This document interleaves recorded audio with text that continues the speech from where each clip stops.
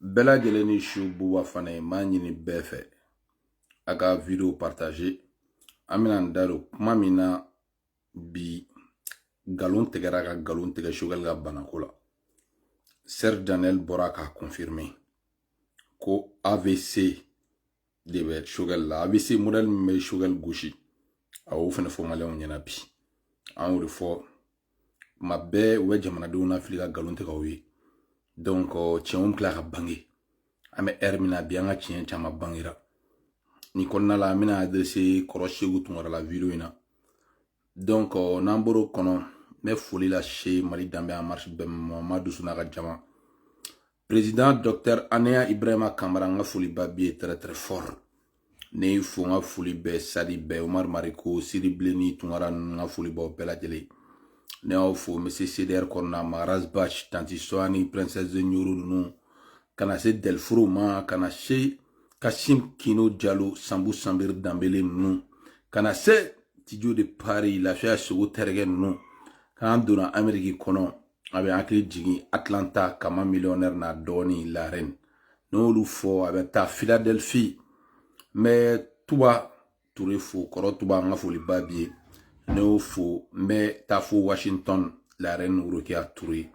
dangle awa Touré belebele Sharafou Abbas Jire ani ni tara Lomé abe akli jigi sakone la sakone l'homme fort de Lomé donc Tchokora Keita l'international malien Suleiman Diallo am ñogone bolo donc ma ñini befe Karfougou Aruna ay vidéo partager groupe bekono Moussa Keita donc Ahmed ay vidéo partager lamne groupe bekono donc amna ndado kuma mina c'est très important shogel ga bana wa mandado la mena ndado la koroshegu tungara koroshegu yere kontane mbado ye trophée soro ne yere bora Mali be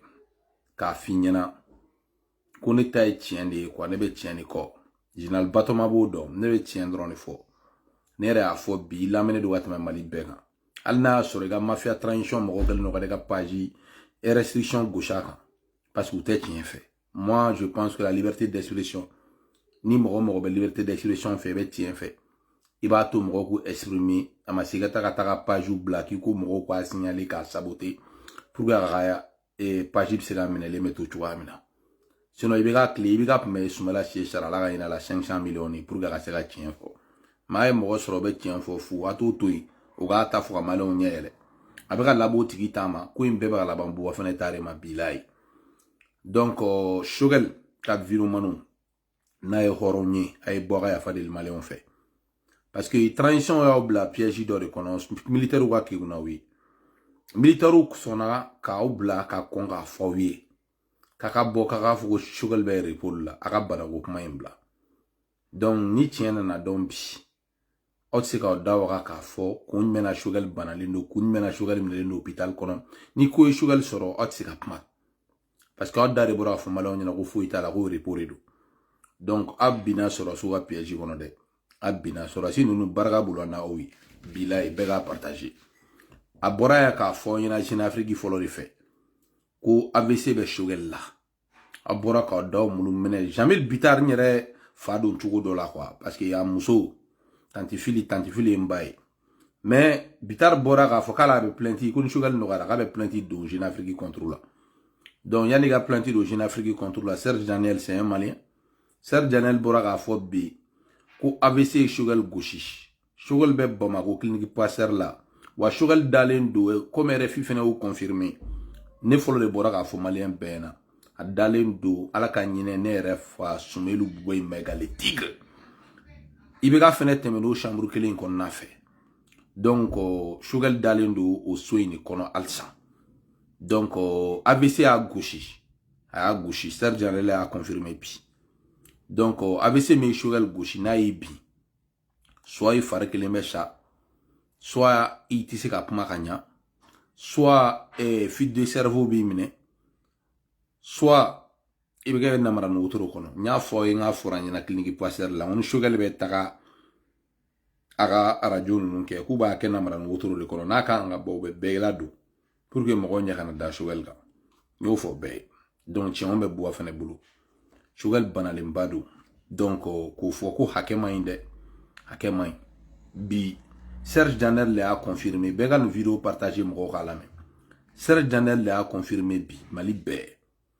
Serge Janel a confirmé bi. Donc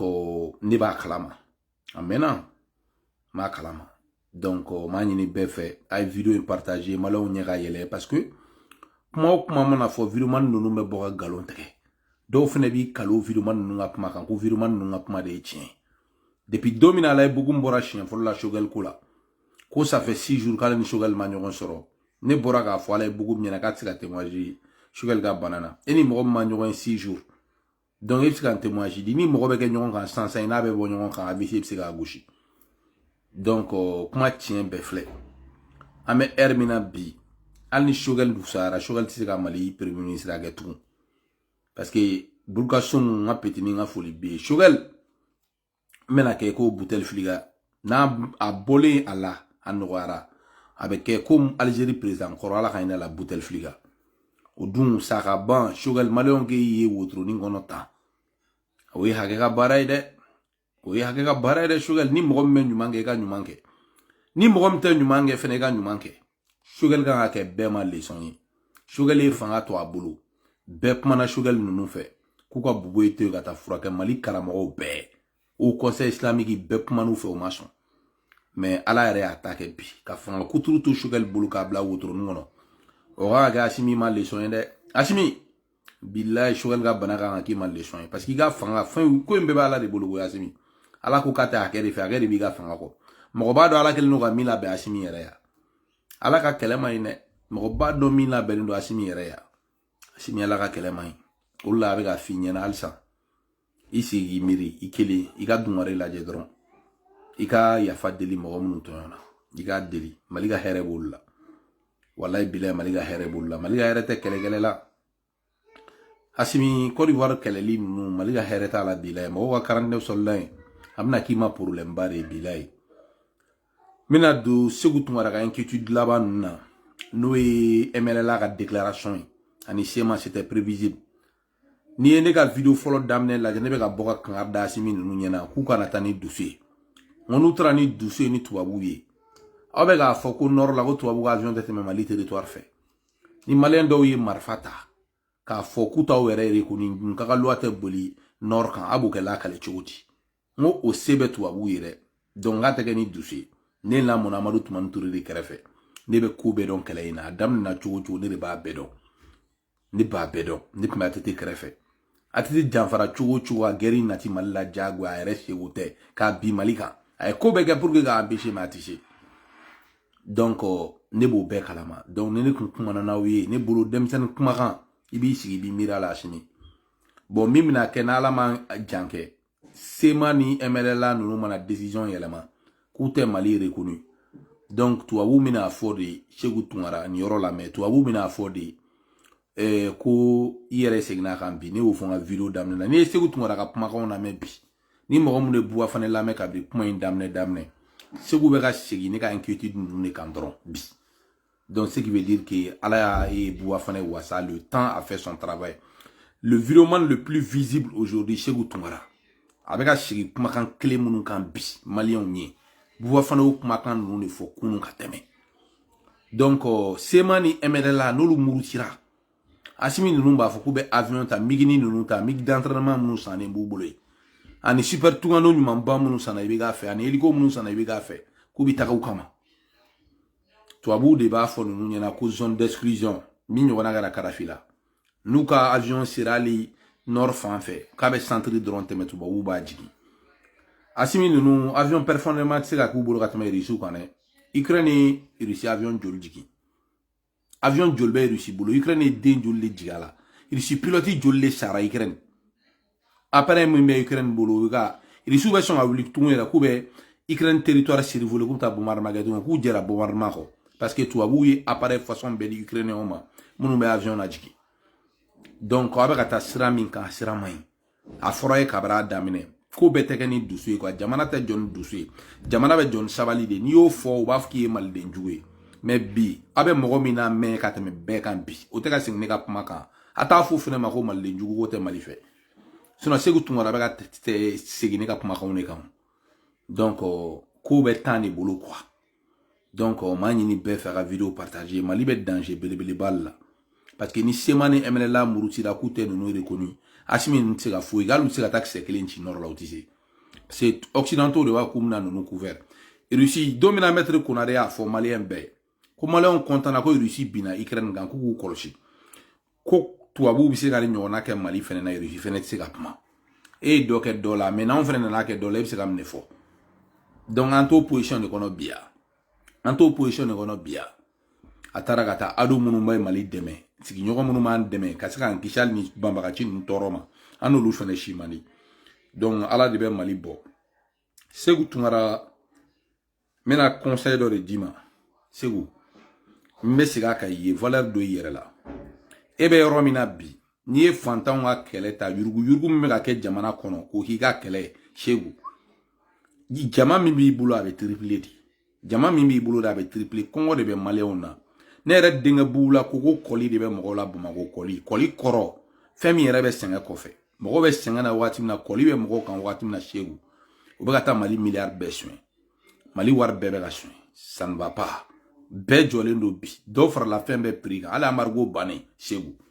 bɛɛ ka vidéo in partager Tijo de Paris a y'a partager dɔrɔn groupe bɛɛ kɔnɔ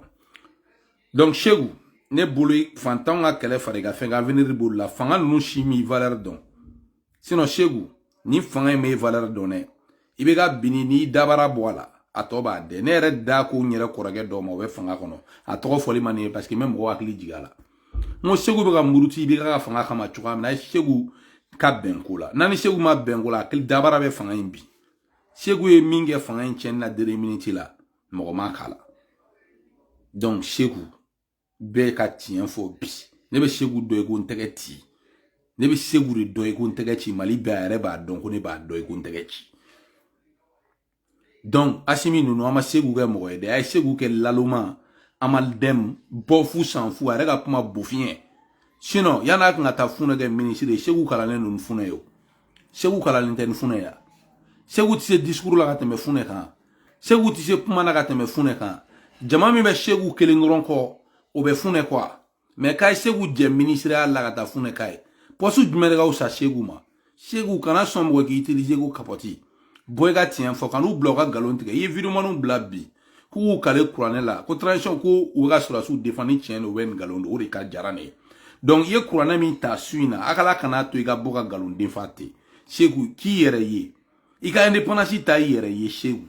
iga independance ta yere de ebe yere ga puma force de changement yere de keri ye sisa force de changement yere de keri ye sisa u kla kan nege nega puma dumanu fi na amba dota amba bota buwa fana ni be ki nege ni kurana chene te ki nege ne be ka tien kan fi ala ta ne be go de fi iba do Mali be Seku ne be puma ni ala tai Mali be ne be puma ni ala tai ne be ka ala ta de fi na nunu bi nege o te kla ka valeur de lo dalentila wa ki be bonu wa gundu ya alishimi nui nege ki soro Bamako u ye min kene refa buwe la itabe jugan buwe tai wi nyana mane dun kaburu don jugoro bi la u ki nege mogo bi wole ku bi nege Seku nunu ya outwin kata warta ga di muso ma ko muso ka mouvement sigi o muso de be ga taka ka mouvement sigi fambe ni nunu kumbe Seku ga herefe ku be fra venir politique yere préparer ni Seku u kumbe wole Amerique de donc e ta ke ga ti ta ga mouvement sigi le yoro la imaya Seku donc kanu i dun calcul fo i kono ki be botun ki ta campagne ke mogo ye iba keta tugu tien ko nous sommes tous jeunes anga fienta ala ye Mali garsega demsen mafia la mu yere ga puma munu nga juguni kunu mafia munu me jamana kana yere wo fo nako kunu kanga mogo ku mafia nu e triple mafia de nu nga juguni mpe maintenant Seku i ka destin ta en main Seku i ka destin ta en main de kana to mogo ki ngen ki biga saraka i yere ko kita min contrôle mogo mi met tien fo fanga e o de be fanga ka herefe mogo met tien fo fanga o de be fanga ka herefe u kan i ngen de tien de be laba ko imbe laba tien de ma ala ma kuma ka yere so nyo funga puma damne depuis kelen damne fo bi nta do ngo bi be she ko mogo damna yele ma tan Seku ko mogo mina dimi sura su corruption ni goni chon nata ko logement social mina chouin police konguru mina chouin ko ministre de malen lecturer la ko 1 milliard 500 millions tunna ne nta do ngo ni be mina ke Seku nune gafu minke régime de ga ke ni transition bana chama de ta kasola donc de be min fiye Seku anga kiraw nana diɲɛ kɔnɔ ala ka bonya na ka kisi b'u bɛɛ kan u bɛɛ bɛ taa alijinɛ na wallahi olu nana diɲɛ kɔnɔ u ye tiɲɛ fɔ u ma man di mais ala y'a labu ka tiɲɛ min ma o la jama tuguru kɔ o la bi ils sont plus populaires donc ko bɛ laban tiɲɛ de ma kana tugu galon kɔ tugun tiɲɛ de bɛ laban i ye n faamuya kana to ninnu k'i utiliser dɛ kana tugu utiliser tugun tugu tiɲɛ kɔ avenir b'i ɲɛma mais n'i sɔnna k'i utiliser fanga in tɔ t'a la tugun bilaye fanga in tɔ t'a la u ye jugu kɛra u yɛrɛ la fan bɛɛ ennemi b'u la fan bɛɛ jugu b'u la fan bɛɛ u bɛna se ka mun de kɛ tugun Segu donc ne bɛ nin de f'i ye Segu Tunkara yaya Segu Tunkara présidence la Asimi cousin baden bɛ présidence la olu ma wusa ne ye dɔw yɛrɛ tun bɛ boisson ni ji feere de kɛ Segu ne de bɛ k'a f'i ye olu bɛɛ bɛ présidence la yen nɔ u b'u ja e mun filɛ ka fanga sigi k'i wusaya ma Segu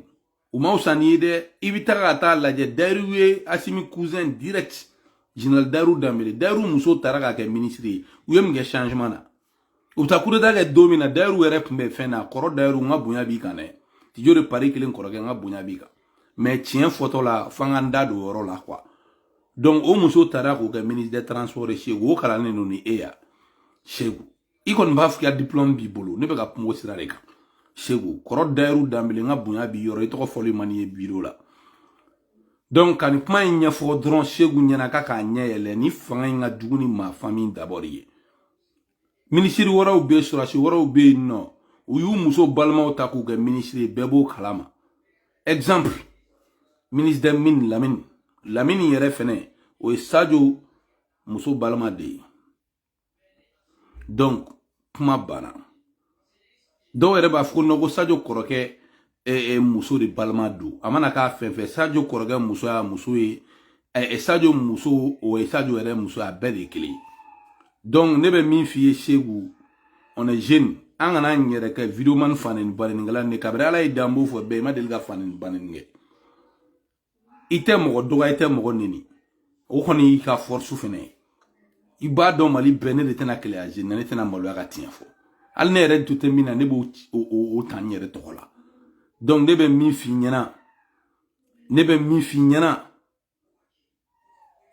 ɲɛna l'avenir est devant toi l'avenir est devant toi aujourd'hui ninnu sɔrɔsi ninnu avenir tɛ ninnu na ninnu laban cogo Mali bɛɛ b'a dɔn bi Segu donc bɛɛ ka nin vidéo partager halisa ala ka tiɲɛ dɛmɛ Serge ale la an bɛɛ bɔ fili la bi ala ka tiɲɛ dɛmɛ Bencha yɛrɛ ne kɔni b'a dɔn ni Maso Kulubali Choguel kɔni n'a y'a sɔrɔ Choguel kun ka wusa dɔɔni san kun b'a sɔrɔ maliyɛnw ye Choguel ka vidéo dɔ ye ça ne va pas de don Serge Janel fɛnɛ bɔra k'a fɔ bi sa plainte tigɛ Serge Janel fɛnɛ kama Bencha yɛrɛ ala k'a ɲaga d'a ma